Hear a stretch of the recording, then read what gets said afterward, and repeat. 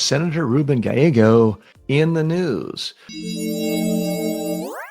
According to leaked messages published by Human Events and amplified by various right-wing activists, the Arizona U.S. Senator Ruben Gallego unloaded on his own party in a private text exchange. Here's what he said that got a lot of attention. Quote, "Oh man, have you met my party? I've been yelling at them this whole time." Gallego said Democrats, quote, "look like the not fun party, always telling and correcting people," end quote. These are his quotes, a Democratic U.S. Senator, someone many people hope and believe will run for president in 2028. Then came the lines that went viral. He complained that Democrats are, quote, "not allowing no men to men." I think he meant men to be men, women to be hot. He's saying the Democratic Party doesn't let men be men or women to be hot. "We used to be the party of sex, drugs, and rock and roll," he added. "Now, Democratic women look like Democratic men." Oops, again, the Democratic senator's words.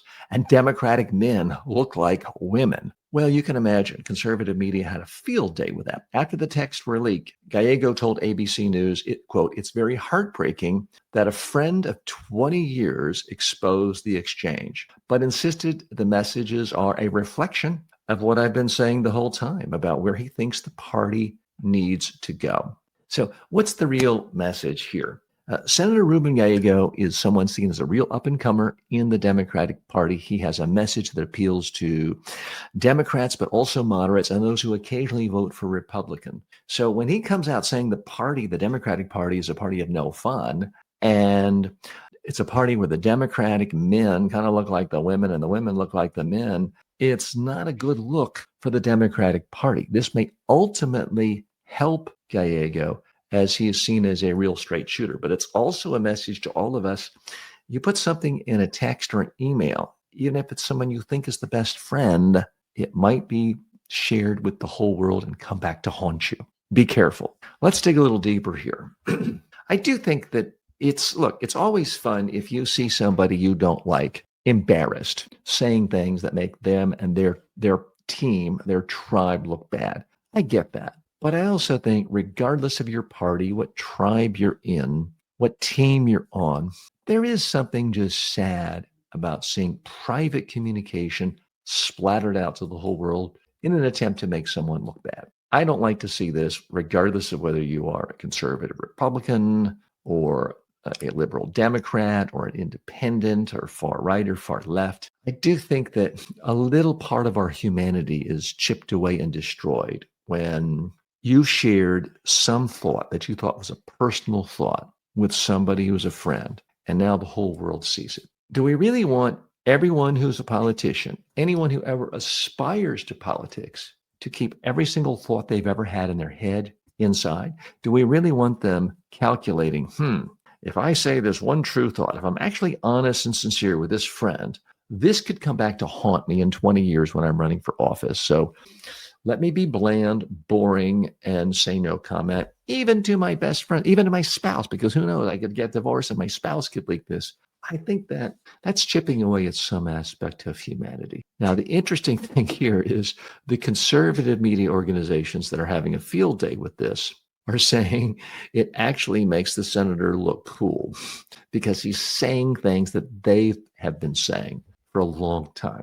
So right now, this senator is still new enough in the Senate. He is attracting a lot of attention because of his ability to get votes in a swing state. And for that reason, some in the Democratic Party give him, frankly, a lot more credibility than Governor Gavin Newsom. Or let's face it, if you get the Democratic nomination for governor in a place like California, you're going to win. If you get the Democratic nomination for Senate or governor in a place like Arizona, well, it's a coin toss. You got to really demonstrate your ability to appeal to a wide swath of the public. You have to really demonstrate your ability to seem moderate, to appeal to independent-minded people, to appeal to moderate people, to appeal to people who on some issues consider themselves conservatives. And Senator Ruben Gallego has done that. And that's why there's a lot of buzz around him. So prediction, I don't think that this is going to come back to haunt him.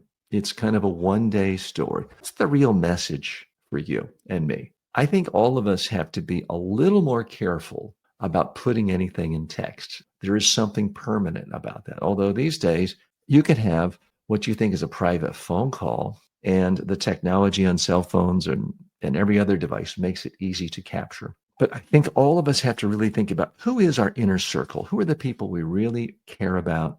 Who are our closest friends and allies? And I think you still have to let loose on that. I think you have to let your hair down and give honest opinions and not think about the cold, hard calculation of how would this look if one quote were taken out of the context of the conversation and shown to the whole world. Because if you are thinking about never saying anything that could in any way make you look bad, I think it just turns you into a fake, phony person. It robs you of your humanity. But I do think you need to really think twice about sharing something with an employee you just hired 3 months ago. Someone who's a political ally, but you've never actually had a meal with them. And others where you just assume it's off the record and it's private. Well, it's really not.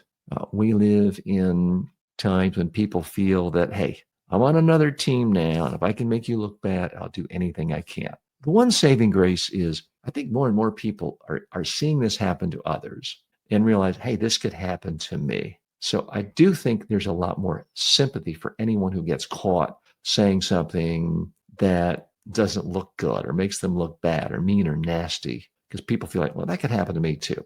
Ask yourself this. If every single email you've ever sent or every text you've ever sent were suddenly made public, how do you think you would look? I can tell you right now, I wouldn't want that to happen to me. And I don't think I really said anything that much more awful than you or anyone else. But let's face it, we've all had thoughts and said things in text and emails that other people could find offensive. Therefore, I think it's going to have less of a deleterious effect on someone's career when we see things like this happen. So the senator from Arizona, it's a one-day blip. He's sort of leaning into it. Who knows? This might actually benefit his career long term, as hard as it is to imagine. We will find out. But meanwhile, try to be more careful about new hires, employees, people where it's just a professional relationship.